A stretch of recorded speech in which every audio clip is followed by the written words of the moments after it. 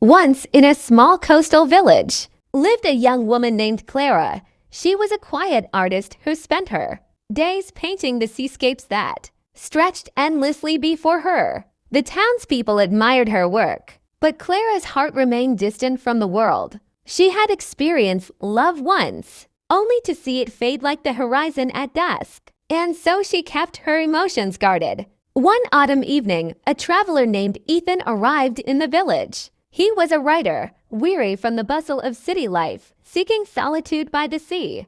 Ethan wandered into Clara's shop, hoping to find a quiet corner where he could work. He was immediately struck by her paintings. There was something about the way Clara captured the light, the wind, and the waves that stirred something deep inside him. Over the next few days, Ethan returned to the shop, his curiosity growing. He would sit by the window, watching Clara paint, the soft brushstrokes almost like a dance. He began to write poetry inspired by her art, never intending to share it. Yet, somehow, he found himself speaking to her, asking questions about her process, her inspiration, and her life. Clara, at first reserved, began to look forward to his visits. She sensed something different in Ethan, not the casual passerby or tourist, but someone who truly saw her.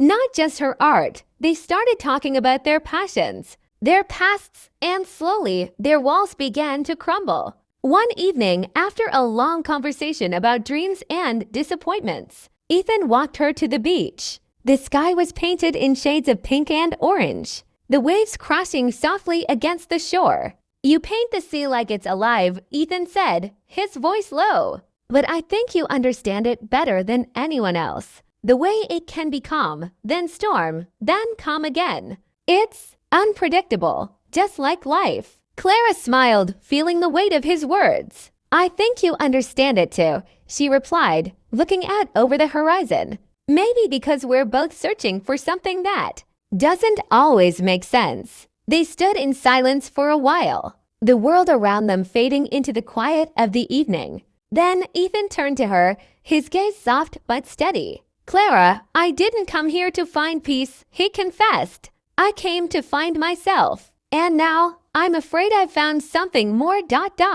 someone more." Clara's heart skipped a beat, the realization of what he meant settling in. For so long she had painted the sea, trying to capture its essence. But perhaps what she was truly searching for was someone who understood the depth of the tides within her. "Maybe we're both looking for something that's always just out of reach," she whispered. "But perhaps